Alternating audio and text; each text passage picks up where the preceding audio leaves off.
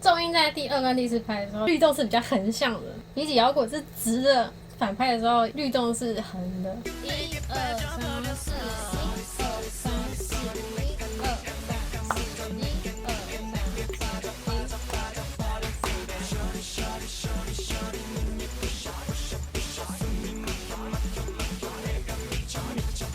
把它的音乐可以想得再更强一点，就不会觉得它的音乐是比较一格一格的。然后我在找他们重音在正拍的歌的时候，就发现他们几乎所有的歌重音都是在反拍，所以比起气势强烈，然后嗨到爆炸的那种舞曲，我觉得他们大部分的歌都是像这样，让人想要轻松摇摆。所以这可能就是 Super Junior 非常受大众缘的原因之一哦。第2点，质感与魅力。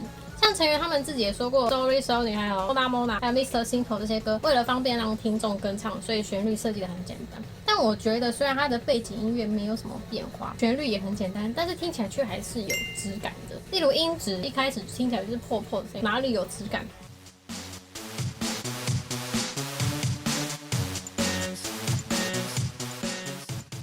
但是你会觉得这个破破的声音听起来会让人不舒服吗？应该不会吧。我个人觉得蛮神奇的是，比起破破的声音，它是把这个声音调得很共振，例如像小鼓的响线那样子。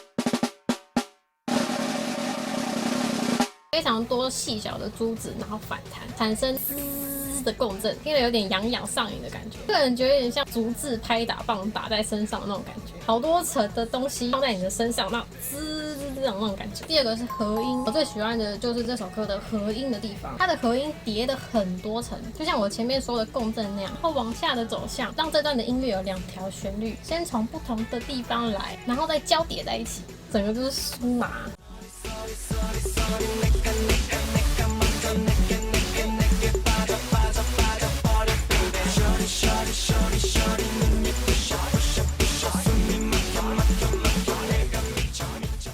总而言之，我觉得这首歌整体的音质听起来对我来说，好像在看疗愈影片那样子。再一点是唱法，大家对这首歌最有印象的大概都是像机器人般反复单字，但是除了这样子的唱法，还可以听到有比较妩媚的华音唱法，还有 R&B 的唱法。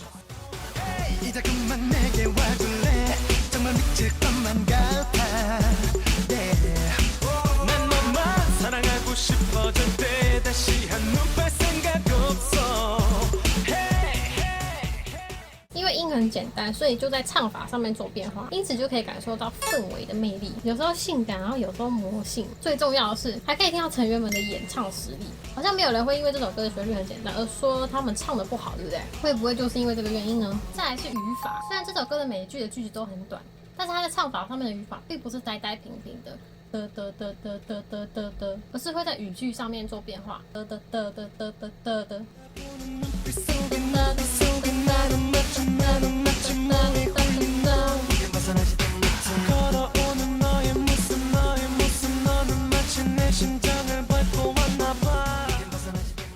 简单说就是quick靠啦，哪个字是断音，哪个字是连音。仔细听就会发现这首歌的quick靠其实很难。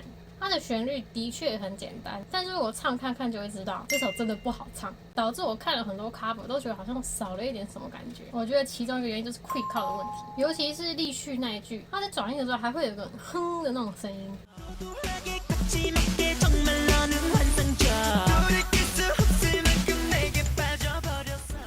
再一点是稳定，这一点我自己觉得蛮有趣，因为我在重复听的过程发现，怎么感觉有点像白噪音？白噪音是什么呢？在可测得的频率范围内，频率保持一致的声音，像是重复的海浪声、雨声，或是冷气机的那种声音。当然，这只是我开玩笑。所以，尽管它的旋律这么简单，重复性这么高的状况下呢，它的音都是处于中音域，频率相当稳定，所以会让人感到舒适的关系吧。总结，有一次在跟朋友聊天的时候聊到，有别的团 cover 了一首我不怎么喜欢的歌，我反而觉得这个 cover 超越了原本的歌。但是很奇妙的是Super Junior 很多歌都是这样，但尤其 Sorry Sorry 是最明显的。Sorry Sorry 好像生出来就只能给 Super Junior 唱一样，无关那个人唱的好不好或是跳的好不好，但在 Super Junior 的 Sorry Sorry 之下，仿佛所有人都成为了舞群，真的是只有他们才能展现出那个魅力。像韩国每天都会出新歌，一年算起来不知道出了多少歌，但是真正会留下来成为日后的经典，又会是哪几首？Sorry Sorry 除了大家说的旋律简单以外，最主要的还是因为那是 Super Junior 啊。